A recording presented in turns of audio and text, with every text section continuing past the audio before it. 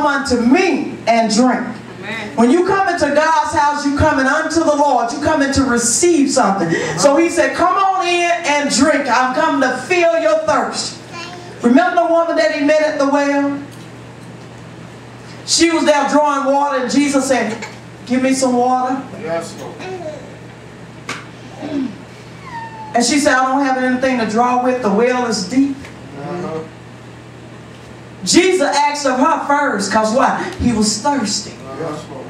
And that thirst that Jesus was giving unto her was his life. Yes, I'm thirsty and I need you to give to me so I can give to you. So taking a look at that passage of scripture, when the Lord asked her for a drink, when you look at that passage of scripture, the Lord trying to get her to give him of herself. Yes, Lord. Because why? That was her job. That's what she worked at the well. So when the Lord is saying, come unto me, if you thirsty, he's saying, come. So I'm coming because why? I need something from God. And the Lord say, when you come to me, I'm thirsty too. I need something from you. Read something. He that believeth on me, as the scripture has said, out of his belly shall flow rivers of living water. Come on. But this spake he for the Spirit, which they believe on, should receive. For the Holy Ghost was not yet given, because that Jesus was not yet glorified. Amen.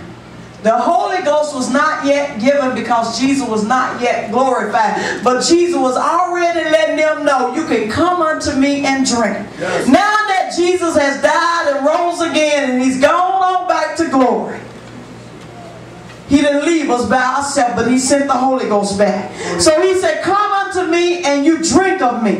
When you come unto me and you drink of me, I'm going to put me in you, and I'm going to take what's in you and put it in me. Giving the Lord of yourself. Yes, Lord. The woman at the well gave Jesus of herself. She started saying about her Father and where we worship the Lord and we go into the mountain and worship. And Jesus was letting her know, when you come to me and drink, you won't have to worry about drawing water out the well anymore. You won't have to run and do this and do that anymore. If you come unto me and drink, I'll fill up that empty place in you. He said, out of your belly shall flow rivers of living water. Come on, y'all, put your hand on your belly and say, Lord, let the rivers, of living water, flow out of me. Now think about what you just said. You asking the Lord to let his rivers of living water flow out of your life. When God rivers start rising up in you that flow out of your life, that means you have already given your life unto the Lord. And you're receiving his life. Any man thirst, let him come to me and drink. So Jesus said, if you thirsty, you come on to me and I'm going to fill you up. I'm going to put something in you. I'm going to give you a river of living water that will never run dry. Oh yes. Thank you, Lord. You don't have to worry about being thirsty again. You won't have to worry about running to the well trying to get water, but you can just come on to me and you can just fill up on me over and over again. Ain't no dryness in Jesus. Yes, Lord. But first of all, you got to come. Jesus drawing his people. He said, he that hunger and thirst after righteousness shall be filled. All you got to do is get a hunger and a thirsting for him. And he said, I'll fill you up. A lot of times we looking and we seeing Jesus and we wondering, can my life be different? Can my life be changed? And Jesus said, if you just come on and try me out. If you just come on and see, I'll show you a change. If you just come on and receive me into your life. Glory be to God. People don't know what they're missing when they won't come in and receive Jesus into their life. They don't know what he can do for them until they come in and receive Jesus into their life. When you come in and you allow the Lord to come into your life, he said, a change will be made. He said, I'll sit down and I'll eat with you and you will eat with me. We can sup together, glory be to God, and we just come on into Jesus. Yes, Lord. Ain't nobody else like him. Right.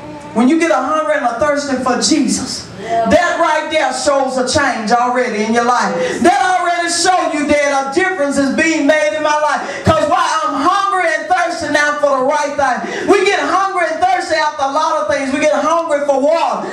Thirsty for water, hungry for food. We get hungry for things in life that we want. We get hungry for money. That's why we look out for a job, because we need money. And we always trying to have this and have that. We got hungry and thirsty for the wrong thing. When I was out there in the world, I had a hunger and thirst for drinking alcohol, smoking dope, and laying up and all those other type of things. And that was the wrong hunger. That was the wrong thirst, and it was destroying me on the inside. But when I came into the knowledge of the truth, Jesus said, you shall know the truth, and the truth shall make you free. When I came into the knowledge of the truth of Jesus Christ, and realizing that he died on the cross for my sin, realizing that he was buried and God raised him from the dead, when I received Jesus into my life, I came into a hunger for him. I came into a thirsting for him. And when I got hungry and thirsty for Jesus, I didn't wake up in the morning with a hangover. I didn't wake up in the morning with my head hurt. I didn't wake up in the morning with my heart feeling choked. But I woke up in joy. Hallelujah. Everlasting joy. The peace of God that passes all understanding. He made a difference in my life. When you come into Jesus, when you get thirsty for him, when you get hungry for him, and you come on in and receive him, he make a change on the inside that man can't make with you. He make a change on the inside that woman can't make with you. He make a change on the inside that your children can't make with you. Nobody but Jesus. Glory be to God. When you start seeking out the righteousness. He said, seek ye first the kingdom of God and his righteousness, and all these things shall be added unto you. You might want a home, you might want a car, you might just want a better job than what you already got, but you just start putting Jesus first. Start seeking after him first. Glory be to God. Seeking after the Lord and his righteousness. Everything else that you desire, everything that you need, he said, it shall be added unto you. Hell, glory be to God. We got to have the Lord first in our life, because he said he won't give his glory to another. When you're trying to put things above God, you're giving God's glory to somewhere else. When you put your family above God, you're giving glory to somebody else. But if you just put God first, glory be to God, I guarantee you today, if you put him first today, a change will be made in your life today. He said, the day that you hear my voice, he said, harden not your heart, as they did in the provocation in the wilderness. He said, when your fathers tempted me and proved me and saw my works, he said, 40 years long was I grieved with that generation, and I swore in my wrath that they shall not enter into my rest. And he said, they enter not in because of unbelief. It's time for the church to make a change.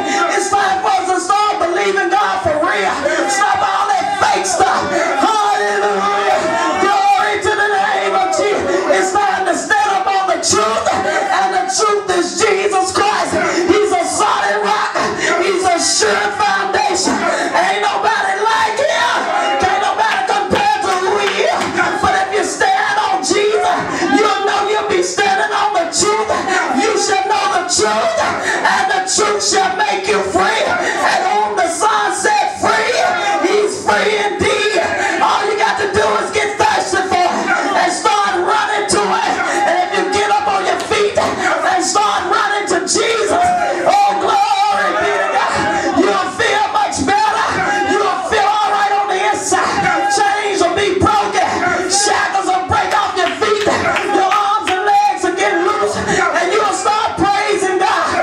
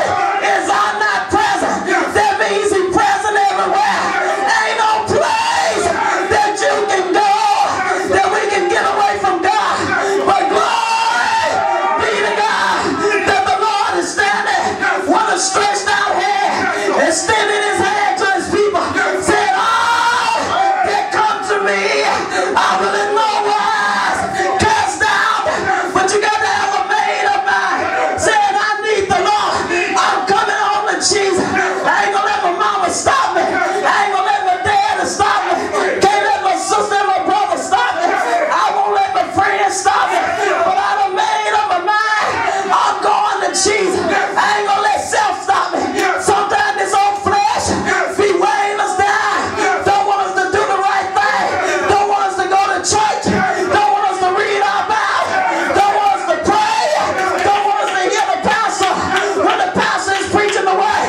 But I'm having a made up mind. My ears are open. I'm gonna hear God. My eyes are open. I'm gonna see what God wants me to see. My spirit is open to receive the word of God. That the word of God can fall on good ground in me. That the word of God can take root in me.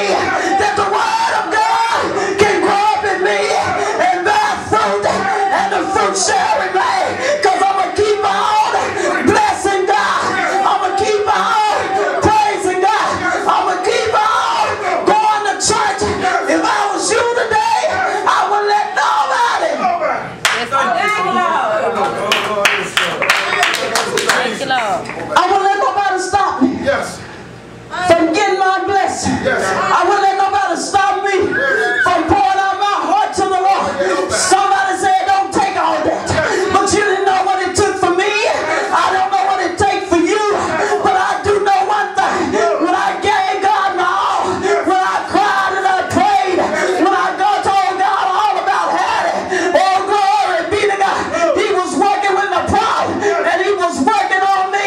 He saw me through my problem and He helped me to get back up on my feet. And when I got on my feet, I started running for Jesus. When I started running for Jesus, I haven't stopped yet. Ain't no sense in stopping. Once you got the Lord in your life, you got to keep on going. Because He said, those that endure to the end shall be saved. All you got to do is endure. Put up with whatever you got to go through. Face whatever you got to go through. And know that you ain't by yourself. But the Lord sent a comforter back, which is the Holy Ghost. He can be with us everywhere we go. If you hold on. My God. I'd rather go through with the Lord on my side than to suffer and go through with the devil tearing me down. He told me down before, and I know He done told you that. But if you just let the Lord build you. Yes, Lord. Thank you, Lord. Thank you, Jesus. Upon this rock, Thank you, Lord. I will build my church, and the gates of the hell shall not prevail against it. Well, God's people are the church, and He built it upon His revelation that He gave us. That Jesus Christ is Lord. He's our Savior. He's our all in all. He's everything. Thank you, Lord. And if you get in Jesus, Come on. Thank God. there's no better place to be. Yes, Lord. I've been out there. Couldn't find a better place. Been in the nightclubs. Couldn't find a better place than Jesus. No matter where I went, I couldn't find a better place. Yes, Lord. Place to lay my head, a place to have rest. Place to have peace. You know, you can have a good home. But if you ain't got no peace, you don't have the love of Jesus, Yes, Lord. it's still like you don't have a home. That's true.